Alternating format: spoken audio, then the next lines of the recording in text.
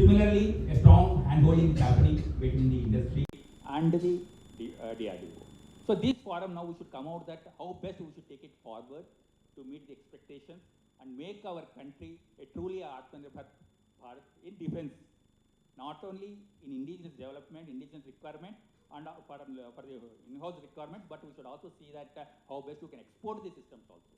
Last year, 2025, we have seen our defense production is about 1.6 lakh crores, and next 3 years it is going to be doubled. That is our target with which we are going. Similarly, our imports we are targeting for next 3 years at 50,000 crores. That is the target. So those things, how best, with what variants, what versions, the systems needs to be customized and needs to be exported also, we need to have. There are a few of the points that I want to share with you. And each one of the members quickly, if you can express your views. This session is for so that we can take the points from the audience. That's what I feel. So quickly, please express your views so that we'll take the questions from the audience. Thank you.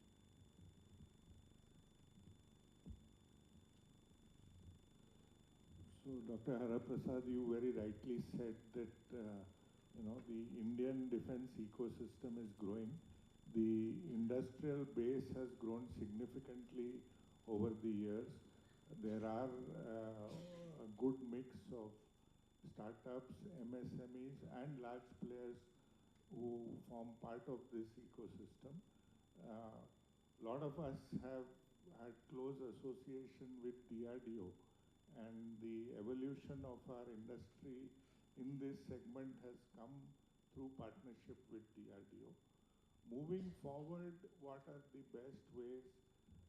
You talked about 25% of the R&D budget going to academia and industry.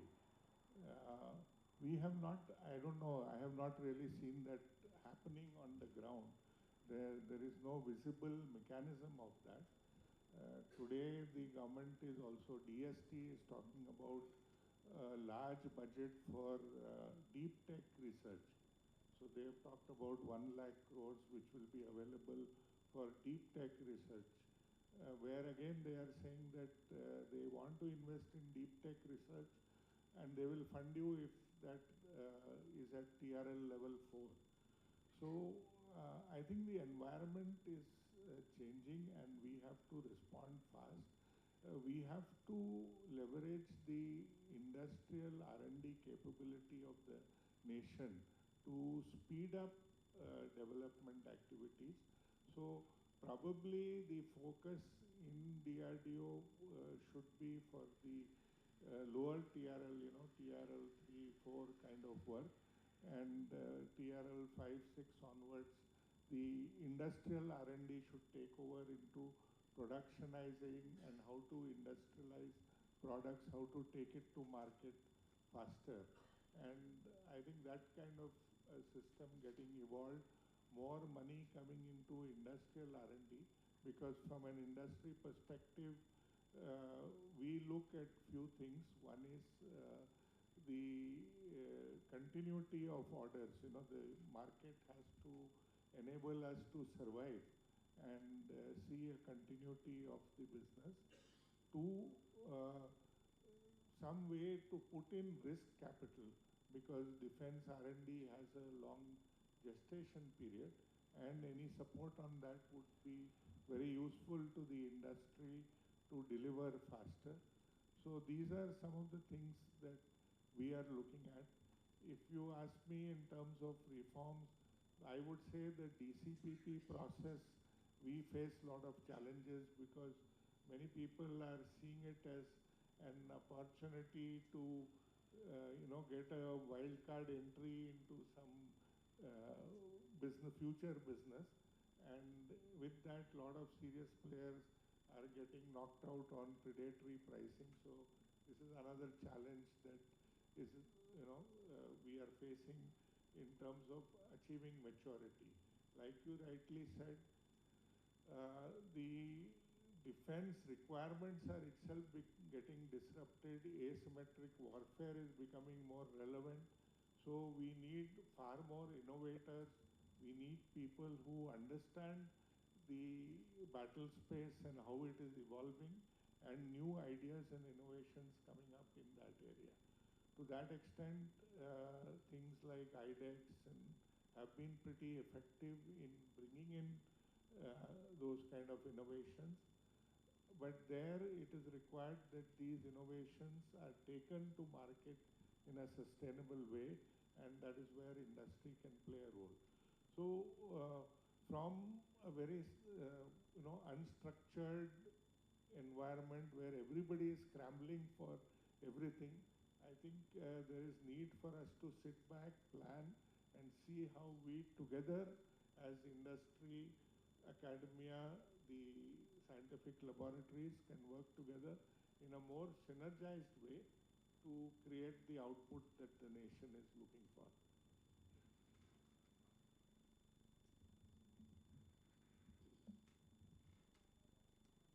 Pranam to all dignitaries of DRDO, CEMILAC, DPSUs and the dignitaries on the podium. So ECL sincerely thanks for the opportunity to be part of this event. And ECL has been working in collaboration mode for the strategy programs of DRDO, ISRO and DAE. Several niche products and projects have been delivered and willing to contribute with in-house R&D, development and manufacturing, and in association with the BRC for realization. So the important things what I can bring out is legacy infrastructure, need for modernization of production lines and R&D labs to handle high complexity electronics, and the effective utilization of the infrastructure being deployed by organizations. For example, for our company, we have established CFRP, CATA facility, MIMC facility, like that. So everyone has been establishing the facilities, and as you rightly pointed out in this event, so we have to collaborate with the strengths what we are having. See, the DRDO is giving the facilities, test facility or whatever it is. So we also need to share our resources, which are, invested for what? For Government of India, not for consumption of our own organization.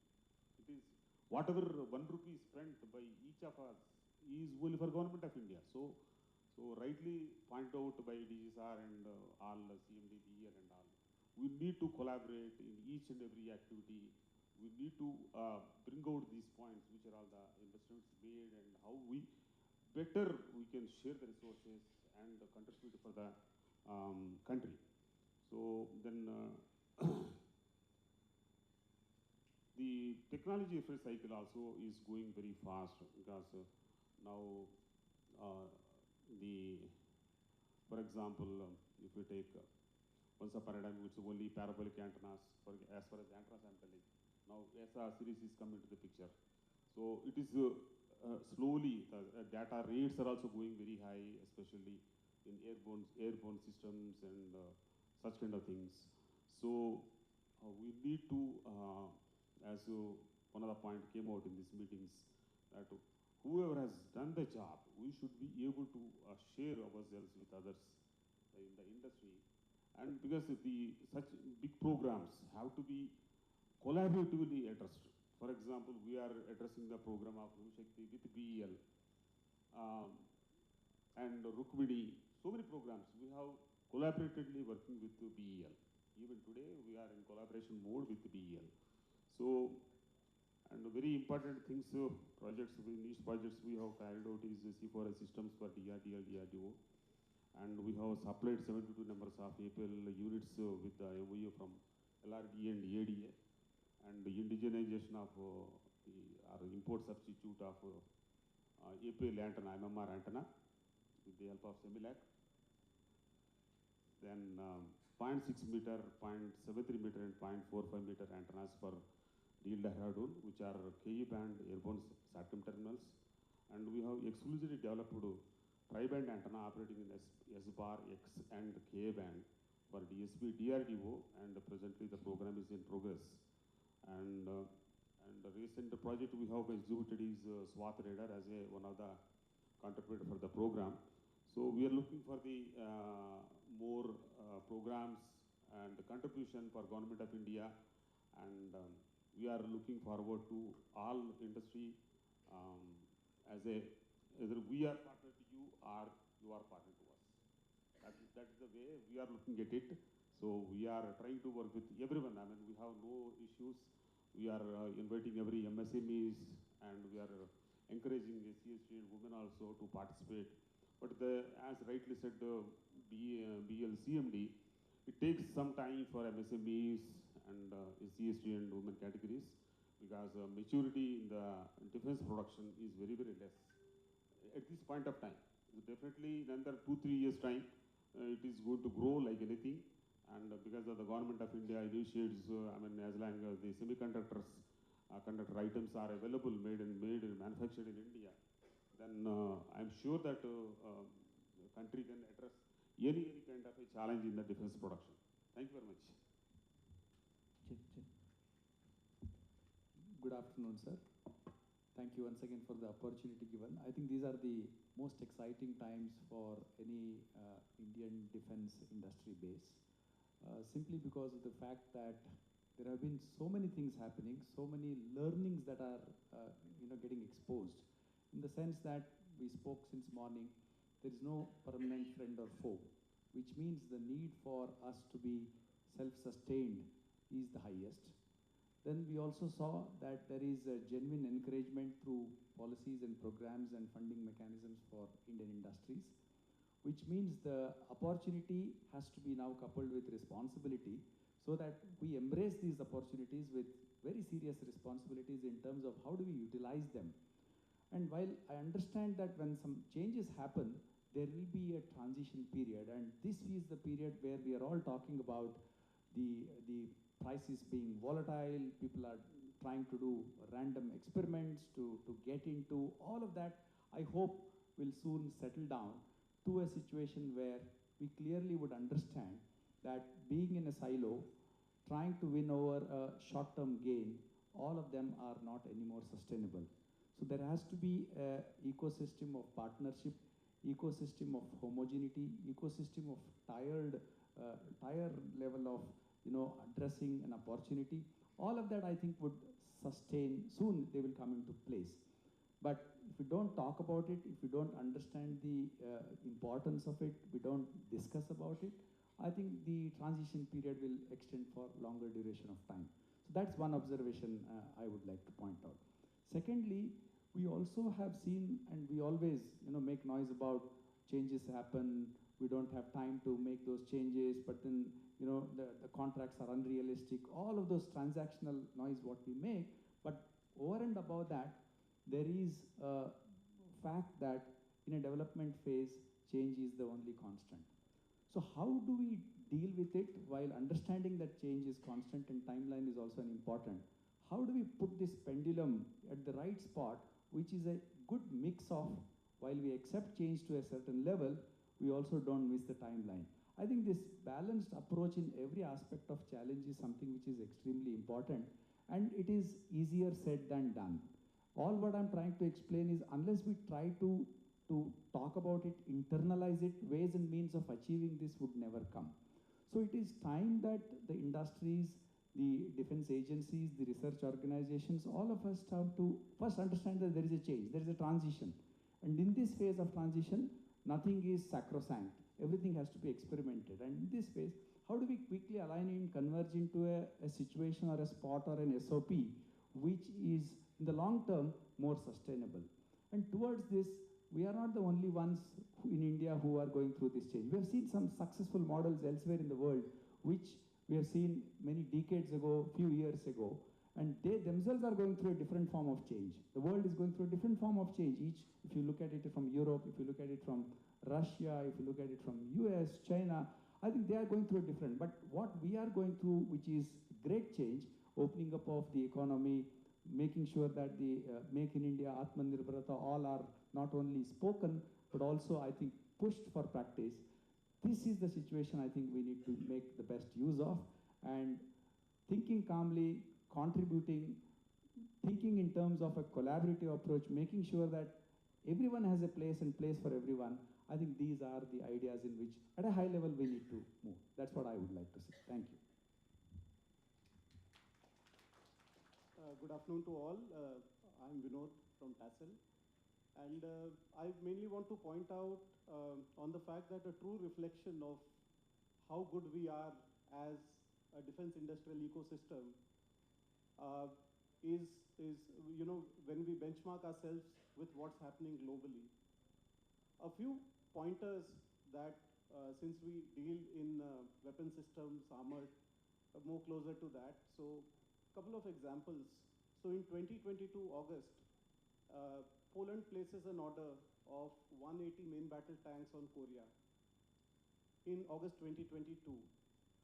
As on March 25, 110 tanks are delivered, and maybe by end of this year, the rest of the 70 systems will get delivered.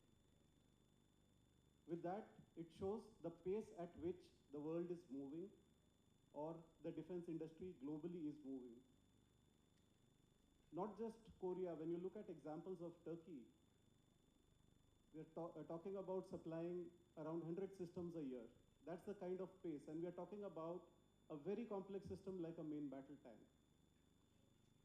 So what thought it brings in is, where are we? Are we doing the right thing? Where can we improve? And what is going wrong? Yes, we have come a long way from what we were, but I think if we have to go to the next level, the pace at which we have to catch up is huge, right? Towards that, a few points that come to my mind of how we can cover this gap. One thing I see is, you know, again continuing on the same example, when you look at from the Indian side, we have armored vehicle programs opening up now, and systems are required because right now our systems are from the 80s and the 90s, the legacy Russian systems, and newer armored systems are required. When an RFP comes out today, we have, say, 3 years to field a product for NCNC. Thereafter, 3 years, easily 2 to 3 years, to whatever best we expedite, that will be the NCNC trial period. And thereafter, the induction, and thereafter, the first delivery, and probably an FOPM. Why? Because the development was done 5 years ago, 6 years ago, and things would have been obsolete. So if you see from today, it will be 7 to 8 years when a new system will be delivered. If we compare it with the technology cycle on the other side, technology is moving fast. What is state of the art today will be standards 3 years or 4 years later. Everybody, it will be a base requirement of the system. So if you look at this total cycle of us trying to conceive and trying to deliver a system versus the way technology is moving, probably by the time it gets fielded, the product will already be obsolete. For example, do these armored platforms have anti-drone capability at the base itself? Do the specifications contain it? So we work at, when an RFP comes out, it is like, it is no longer a PSQR, it's a frozen GSQR. And when you want to clear an NCNC trial, there is nothing like 99.9%. You have to be 100% compliant. If all companies fail, the tender is dropped. And at what expense? You are talking about each system requiring just the ammunition cost of proving a platform, of one platform, one variant, goes to around 30 to 50 crores. That's the kind of expense that we are talking about. And there would be 3 to 4 companies competing in these programs, all Indian defense companies competing in this program. And thereafter, we see that the product that has come out in 21 or 2031, 32 or something is not up to the mark as per order of that day. So it is for all of us to think that where are we going wrong procedurally, because we are sweating it out, all of us are sweating it out and coming up with our own variant. So is it that we are not collaborating? Is it that as an ecosystem we need models of collaborating better so that as a nation all our efforts are concentrated into making a good end system rather than just fighting with each other? I think the user requirement is so much that everybody has slice of the pie when it comes to it. But I think we are more in the mindset of everyone wanting to do everything. and at the end of it, what the user gets is nothing or probably something obsolete. So definitely there are still a lot of reforms required in these areas. Certain things that we try to do from our side is designing systems which can meet this requirement. I mean, trying to do everything or trying to develop systems which are futuristic, which are more software based, which are more modular. Doing our make or buy decision, do we make everything? Or when you talk about a complex system, and if you say, I'll try to make everything in one go, and you are not at a TRL level that is required to field the end system, but still you decide to go the R&D path, you will not reach to the timeline on time. So what should be the right mix of make versus buy? That will ensure that the end product comes out first, what is required by the user, and probably whatever may be the core R&D of other low TRL components, they get injected along the way as technology refreshes. That is something that we should look at. That is how we would go forward faster. Thank you, Mr. Vinod, because the paucity of the time. So, good afternoon, everyone. So, this is Swaroop from CADFEM. We are a German-based deep tech company, and let's say piggybacking on all the topics which have been discussed today, I see most of the technology or products development we're already using state-of-the-art architecture. For an example, IoT sensors, they were showing that they are using MQTT brokers to communicate between the sensors, and to interoperability of different devices, they were using gRPC. These are all state-of-the-art technologies. But the most interesting part is how do you ensure or how do you make this state-of-the-art architecture work in air-gapped systems? Because defense systems are in air-gapped systems, you cannot upgrade them, they are fixed, and the software is out 2 years old hardware, and you're just running everything on those systems. So it's very fascinating how the scientists integrate, push through, making this state-of-the-art systems work in this kind of environments. So just to take an example, I was just discussing with Mr. Ajay sir, the sensor fusions of creating a meta model for the sensor data, right? It's one of the hardest things. You are combining your, let's say, sensor data, which is tested on the physical devices, and also synthetic data, which are creating. And the hardest part is creating a data set. Generating data is not the hardest part, but having a homogeneous generation and having a constant data set is one of the challenging problems. But the scientists always find some routes to fix those problems. And it's always good to attend these sessions, learn from you guys. And one of the, let's say, because CADFEM is a TechNet Alliance member, it's one of the biggest simulation group driven organizations. So what we see these examples and how we ensure that these practices can be seamless for let's say labs which are not equipped with this kind of problem. So what we do is, even for petaflop system within RCA, the MPFCS, so what we did there is we kind of took the hardware and we ensured the scalability for computational fluid dynamics problem with HPC and MPIs, which we scaled to 1,20,000 cores, one single problem. We are not talking about parametric or concurrent jobs, a single job with 1,20,000 cores, and we could able to show the scalability. So we are working within this complex problems, and we are always talking to the scientists, learning more, understanding their challenges, and how we bring the state-of-the-art technologies, how do we build meta models, how do we interconnect and create a digital threads between this.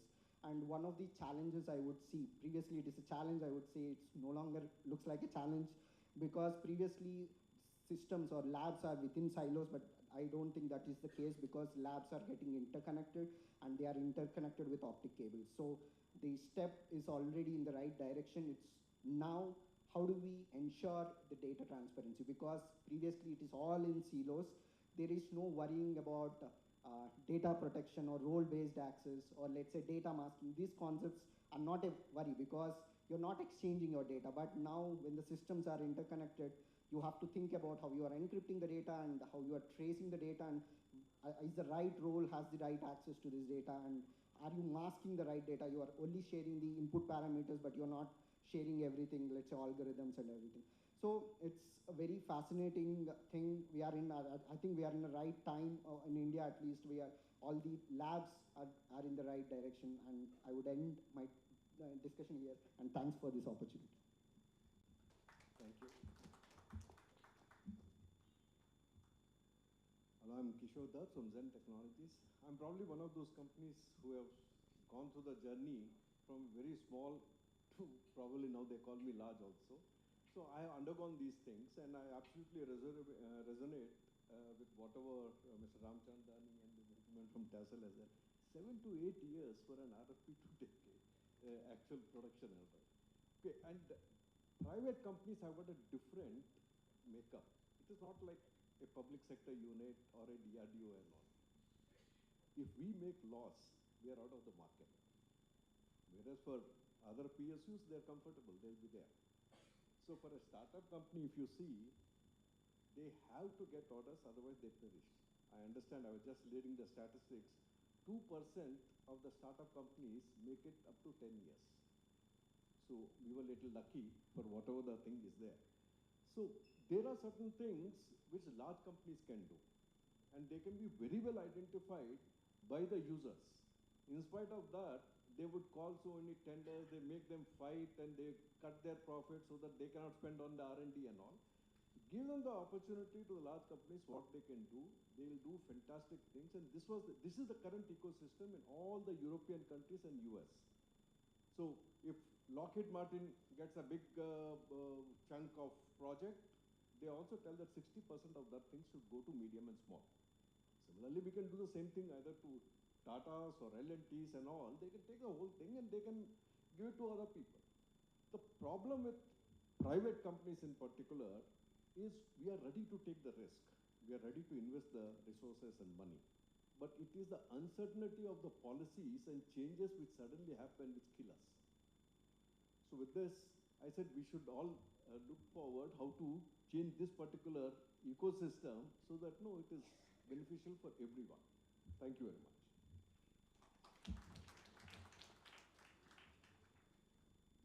Yeah, good afternoon all. Hari Kumar from Bharat Electronics. Partly responding to what was said, public sector has similar problems, sir. It is not that we are insulated from any of the other. We are equally responsible to our shareholders. We can't run at a loss, or that's not on. But the catch which many people miss is that any order that we pick up, around 55 to 60% of it is material content, out of which 70% of it is sourced from India, from Indian vendors. So quite a lot of orders actually go through to Indian smaller or in fact medium to smaller players, and some large players also, depends on the system that is being there. So it is not that orders that go to big players cut off smaller. It is not so. Many of them are part of the supply chain. But the difference what we see is in development, when what both of you brought out, sir, is the too long. The gestation period is absolutely long. Even now, if you see, for example, systems like the QRSAM will go for another 4 years for to even just reach a bulk production clearance stage, which has been in development for several years already. So keeping technology current is going to be a big challenge for the nation when the pace of Moore's law and all have gone out of the window. Now it will be something else. We will be way behind because again, if you make actually we sometimes are afraid of making changes or an improvement because it will call for another round of evaluation or trials. So you again are pulled back by the system. So this is somewhere where we need to evolve a mechanism wherein upgradations or enhancements can be included faster into the systems. And it is important because we can't let our defense forces struggle with older technology, when your opponents like he brought out, in 2-3 years, 200 plus tanks have been inducted. Here we wouldn't have reached tender stage also possibly. I don't know. That's the sort of problem that we are facing. So this is something together, users plus DRDO plus the industry need to work out, because we are actually denying our forces the best of what can be. And this combination is actually good. If all three can work together, things can be solved, and there is no dearth of talent, whether it's hardware, software, design, there's no other. Yes, we are short on semiconductors. There are some issues which we have, which there are groups working on. But as a nation, I think we definitely changes are on, but the pace of change needs to be quicker. Like the government, for example, you know, how many are aware, government has taken a lot of initiative to establish testing facilities. Very soon, the initial ones will be up in the defense corridors for communications, for EW, for EO, for unmanned aerial systems, materials. So these are being funded by the government, but involving public sectors. So there is a lot of work which is going on to encourage smaller players, and these are mainly meant for the smaller players to make use of. But the key continues to be that, are we giving our users the best of equipment, and what are we doing to ensure that they always are kept up to date? So one of the points which came up, I feel we should have a minimum viable product concept up to some point where it is taken and accepted, instead of going for the 100% compliance, and that too on the way there are so many enhancements already asked for. So if we can reach that point, and then from there on do a spiral incremental improvements to meet each of those. So functionally proving a minimum viable product would make a lot of sense in speeding up things, is my take. And otherwise, definitely there's a lot of change we are seeing for good, but there is a lot more to be done. Thank you. Very good, interesting points came out in our discussion. From the technology point of view, there are two aspects of it. One is a proven technology. After demonstrating it to the user, based on that technology, getting it to the multiple numbers orders from the production point of view from the users. That is one dimension of it. Wherein, when the technology will be conceptualized. Suppose any niche technology, if you started taking it against a user requirement, it has its own gestation period. Not only in India, in every country, that any niche technology, SNT, particularly if you say that the success rate and other things are also matters, because quickly you cannot expect a radical change in the technology. So the approach wise, certain niche technologies which have come out in our discussions also, that DRDO will be focusing it, and we will be taking with a very low TRL levels with an SNT mode of project that will be taking up. So that in a small scale, industry will be involved during the development of SNT related activities of that particular project which is taken up. Now, once any user commitment comes as an AON accorded project, by the time an AON accorded project comes, totally should be geared up at the industry. Today, in various systems, we are developing. After that, we are giving the TOTs, and industry also will be involved. Maybe a licensed company or MSME will be involved. Or some large players are also there in that. Now, how best the item can be produced without taking much of time? That is one aspect we need to see. That means at the technology development stage, when the transfer of technology is given, we are handholding the industry also. From that point of view, I want to, from Mr. Ramchandrani, that from the point of view of technology absorption, to produce an engineering product, there also sufficient amount of time is being lost. Unless that engineering product is demonstrated and given it to the user, and it will not be coming in the multiple orders. Now, our observation, it is happening, that is one area where jointly we need to address it. So what are your comments about the engineering of a product? Mostly the engineering of the product must come from the industry, based on preliminary proof of concept. But even after giving the proof of concept, demonstrating it, then based on that technology which is being given, the engineering is also taking a lot of delays is happening. Maybe in terms of the materials, BOM, or certain engineering aspects of the project, of the item product, making it a qualified product. So these things, in your opinion, how do you feel that you can curtail these timelines? Can you please throw some light on that? So if I knew the answer, I would have done it. So, but unfortunately, I think there is a bunch of challenges. Number one, that when the development is taking place, the involvement of the industry is very low.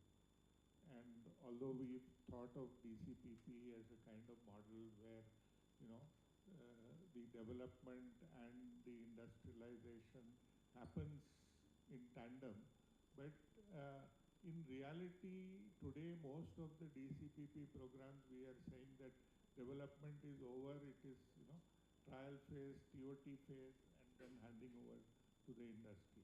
So this is one challenge, I would say, that there is a need for closer involvement of the industry early in the stage so that we can foresee what is happening. And, everywhere there is this concept of limited series production. So you first build the pre-industrial models or the pre-serial production models, build about 8, 10 of them. You will find a lot of problems in your processes. And you refine the process and go to the next stage and so on. So I think there is a need to have that as well.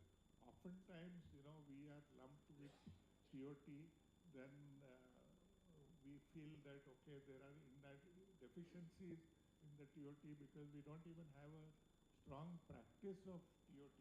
The documentation may not be adequate. Boiling down to the model, collaborative model.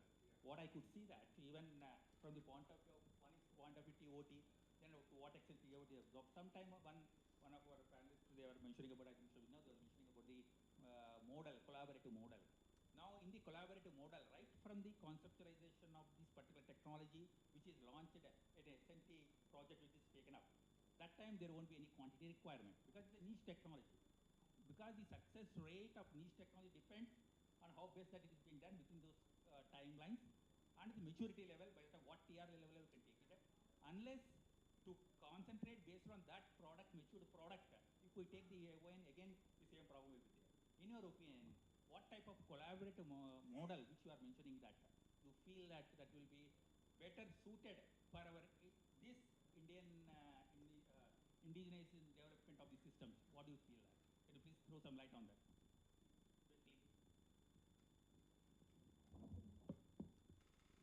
I think the answer came out as part of the discussion since the last one day. One definitely is the fact that the tiered industry model that we spoke about.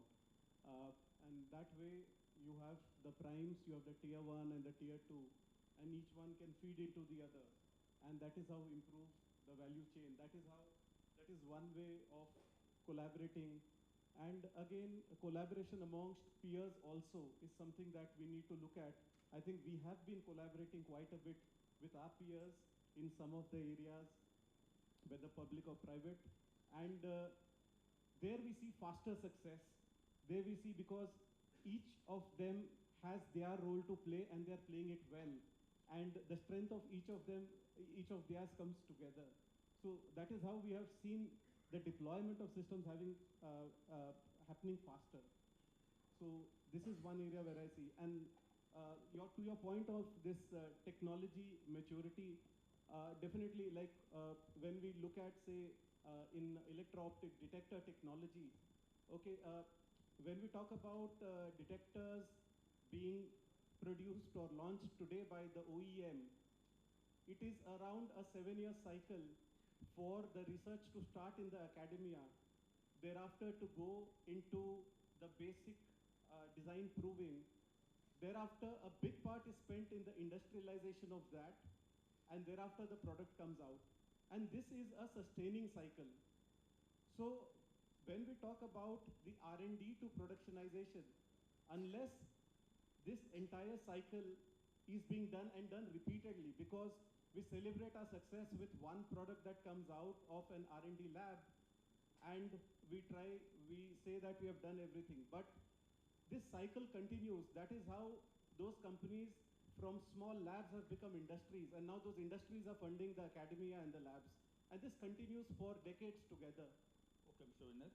One last, because just one thing you want to add quickly. Just wanted to add a Please, small please point add. to that. Please add. Collaborative model to be successful, which we see in some stronger cases with respect to DPSUs, is what does the industry look for? Industry look for some sustained business. While you ensure some part of a sustained business and you expect a collaborative approach in some other part, I think industry is definitely looking at it from a basket of products and services. Whereas if I am required to be only collaborative only in an area where the risks are high and it's in development nature and it's an open in nature, then it becomes very difficult for us. So you give a mix of a carrot with a sustenance and a collaborative model.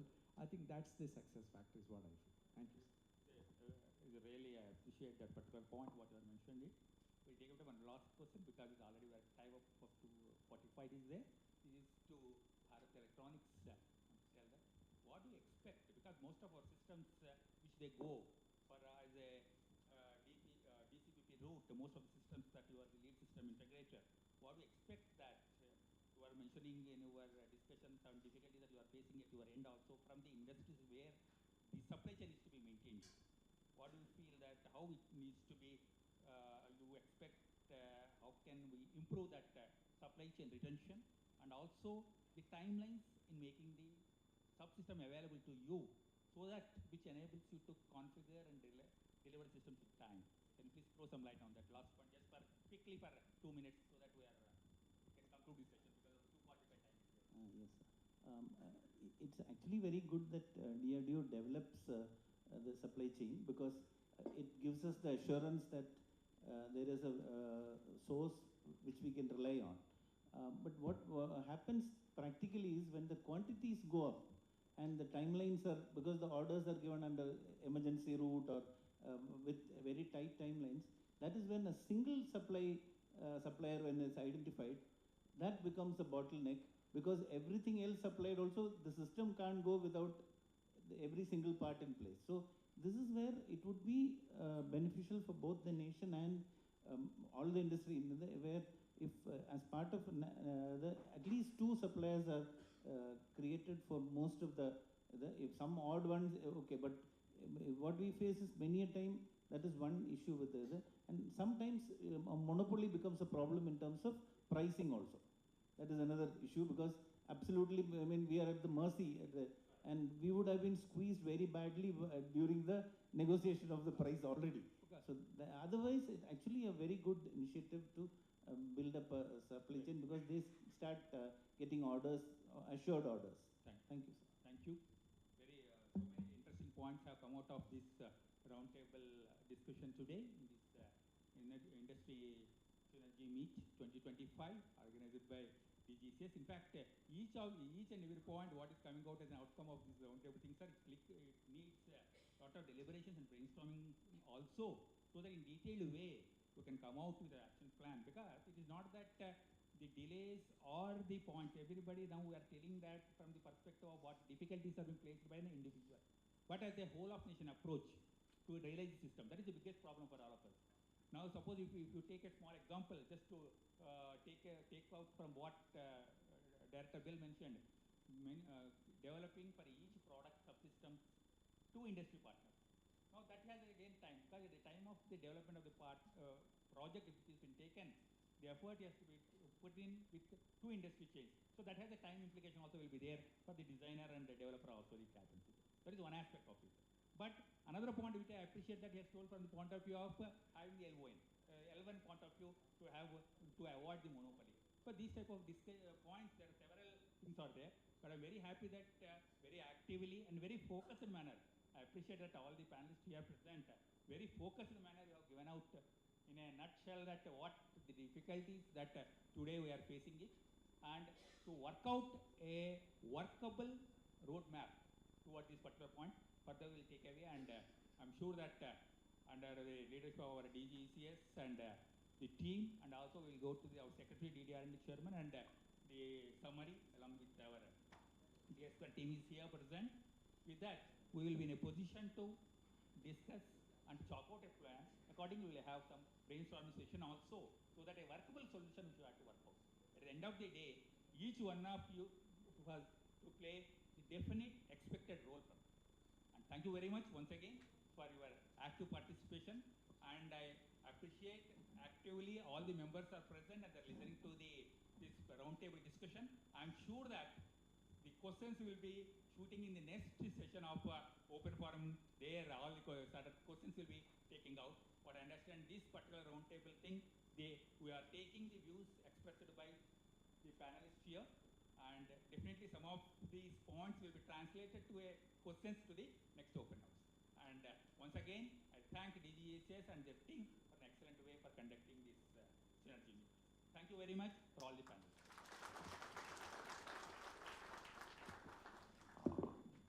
Thank you, dignitaries, for that fruitful discussion. I request our chair, Dr. Prasad, to felicitate the participants.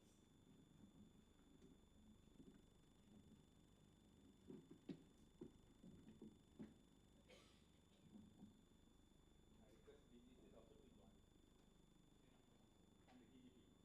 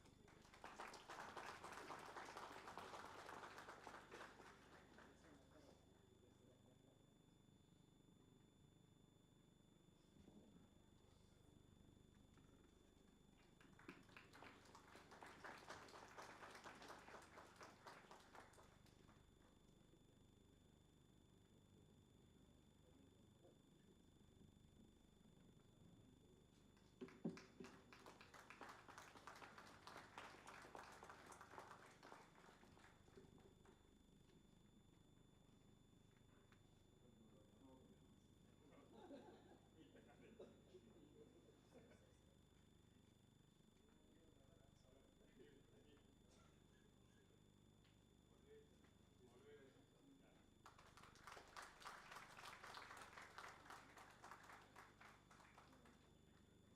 Now I request DGTM and DGS to felicitate our chair, Dr. Prasad.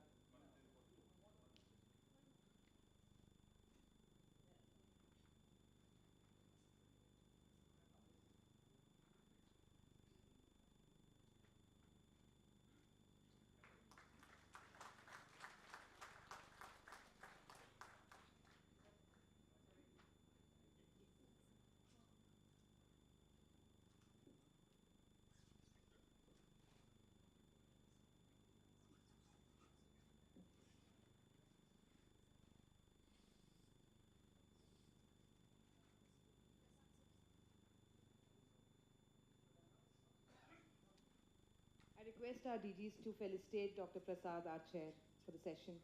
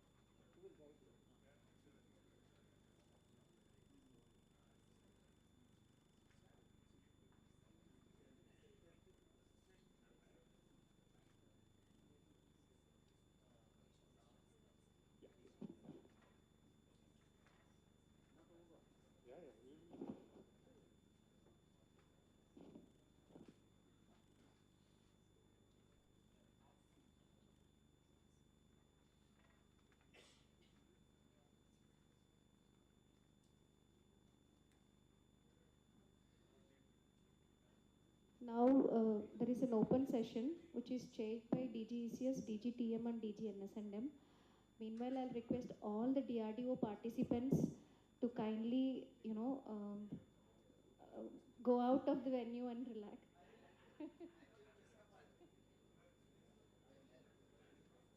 You have a microphone? No.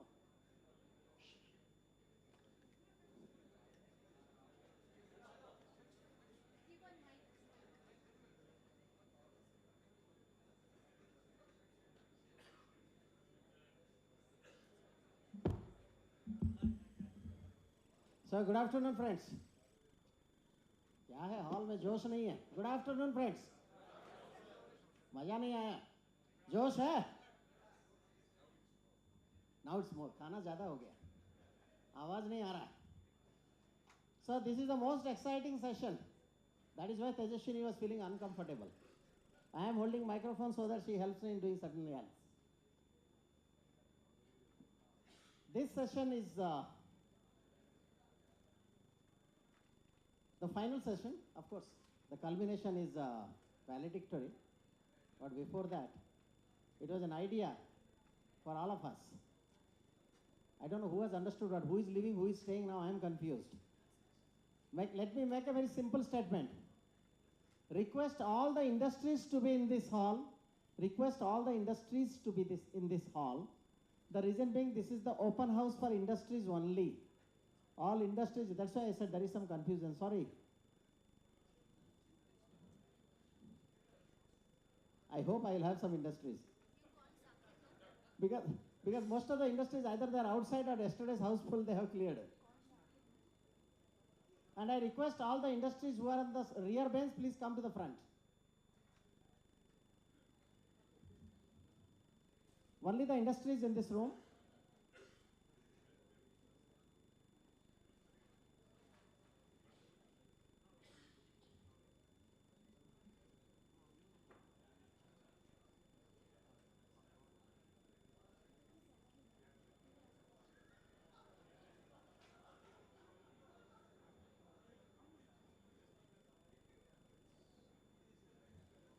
I request my DRDO friends, help me to bring industries inside. If those who are on the lobby, those who are on the parallel discussion rooms, please call all of them inside.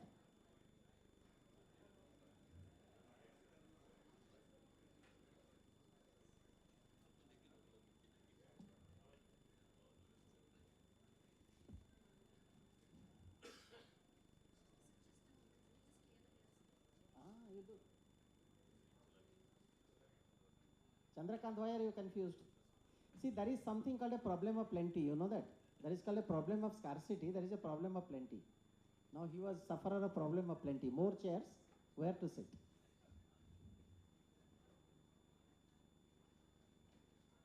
Wonderful.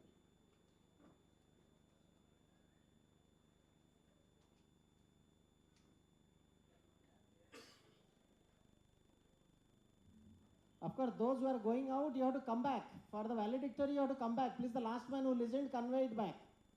Please convey it back. It is not, the session is not over. Relax for 1 hour, enjoy the hotel. Come back. Yeah. Director General Technology Management and Director General Naval Systems and Materials. I request both of you to come. Achha, you have vacated all the chairs, huh? 3 at least for us. Center.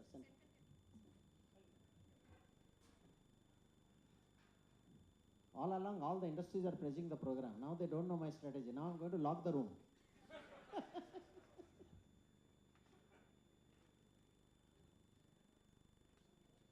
You still have a choice.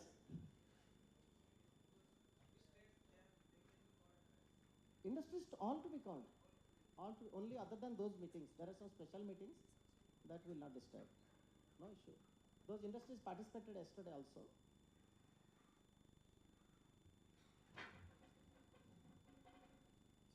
So how was it? You enjoyed the 2 days synergy? Very good. Wonderful. Which was good? The hall inside or the dining hall?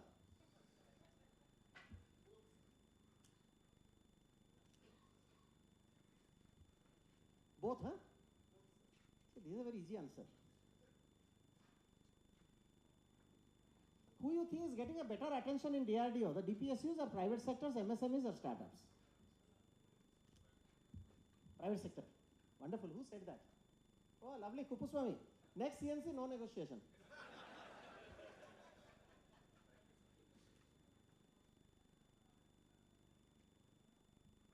Today, if there is a competition between a DPSU and a private sector in a CNC, who you think has a better chance to win on CNC?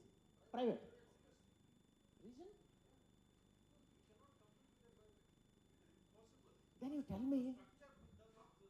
tell me. I am fully agreement with you, Kishore Dutt Saab. But why with 1.5 lakh crores of the production order, 77% of the order is still backed by DPSUs?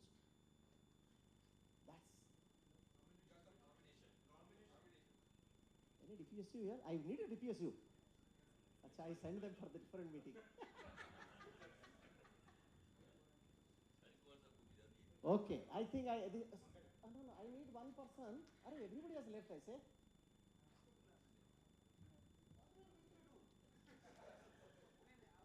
No, our team should be there, no? At least we call them. Arey bhai, wo bhi bhag gaye. They know that. Huh? Kya baat hai? Kya baat hai? Next order, Kupuswamy on nomination.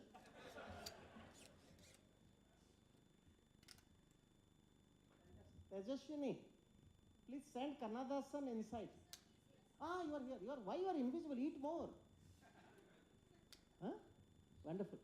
So you need to note that. Okay. My request, my superheroes, one on this side and one on this side, to protect me. Because I have taken a panga.